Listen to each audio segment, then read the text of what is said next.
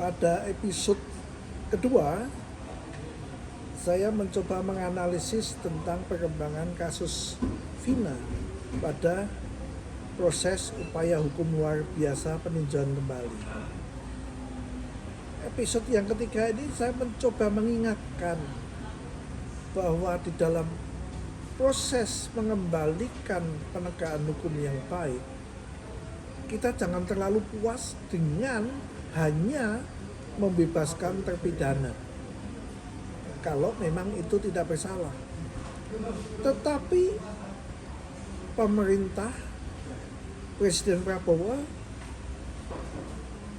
tetap harus melakukan penyelidikan, mengingatkan kepada Komisi Kejaksaan, mengingatkan kepada Jaksa Agung, mengingatkan kepada Kompolnas untuk menyelidiki mengapa kasus itu sampai terjadi. Jangan berhenti di situ. Kalau berhenti di situ percuma. Percuma dalam arti kurang lengkap. Kalau ingin mengevaluasi tentang penegakan hukum di Indonesia, coba tarik ke belakang. Itu baru 8 tahun. Sehingga masih bisa diteliti, menjadi bahan evaluasi. Karena di dalam berbagai pertemuan, Pak Prabowo mengatakan perlunya pengawasan untuk mengontrol tentang penegakan hukum di Indonesia. Ya. Kasus Vina tidak beda dengan kasus Landak Jawa dengan terdakwa Pak Nyoman Sukena. Kalau kita melihat kasus Pak Nyoman Sukena, itu kan beliau memelihara landak Jawa yang dilindungi menurut undang-undang sehingga terkena kasus.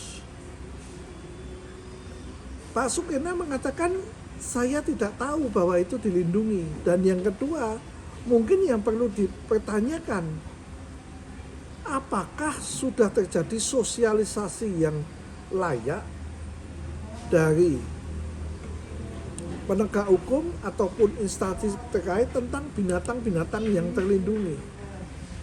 Kalau kita bicara tentang binatang-binatang yang terlindungi, kita kasat mata banyak menemukan yang namanya pengusaha, yang namanya pejabat memelihara harimau, memelihara biruang dan sebagainya.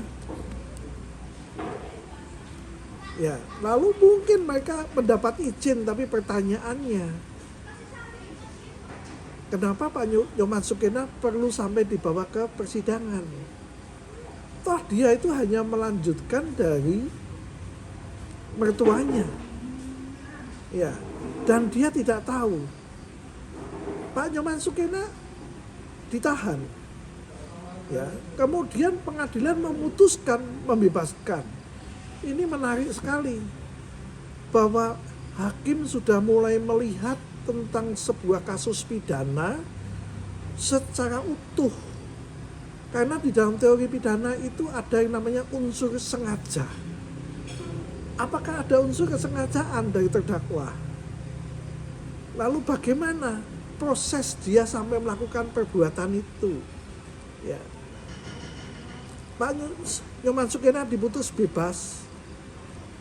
Moga-moga putusan ini bukan karena sudah viral, tapi memang betul-betul kajian mendalam perkembangan dari sebuah pengadilan pidana di Indonesia yang mulai melihat tentang sesuatu yang utuh. Dan itu seperti yang disarankan oleh Pak Sunarto yang kemarin diangkat sebagai Ketua Mahkamah Agung dalam pidatonya di Universitas Airlangga, bahwa hakim sudah mulai dituntut untuk melihat sebuah peristiwa secara utuh, bukan sebagai mesin hanya menerapkan aturan perundang-undangan.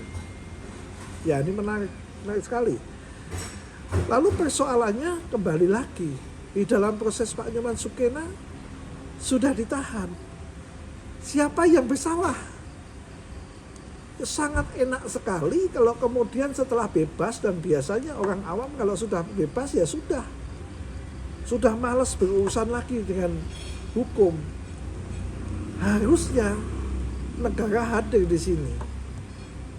Apakah telah terjadi pelanggaran SOP atau tidak? Kalau tidak terjadi pelanggaran SOP, ya negara harus mengganti rugi.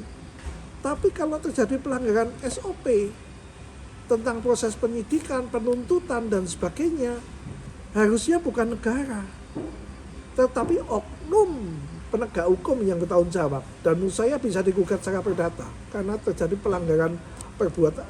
perbuatan melawan hukum, karena sudah ada aturannya dan dilanggar.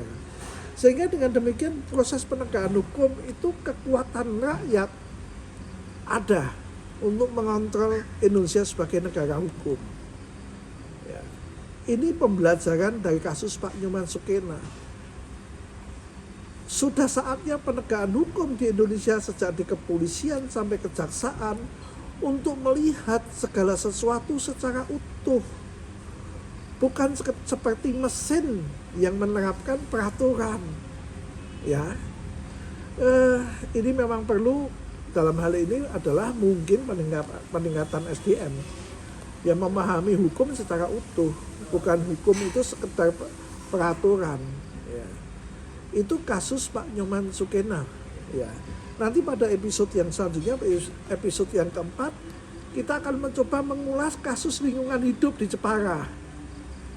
Ya, di dalam perkembangannya dan di dalam putusan pengadilan tinggi dan sebagainya. Itu nanti di episode selanjutnya.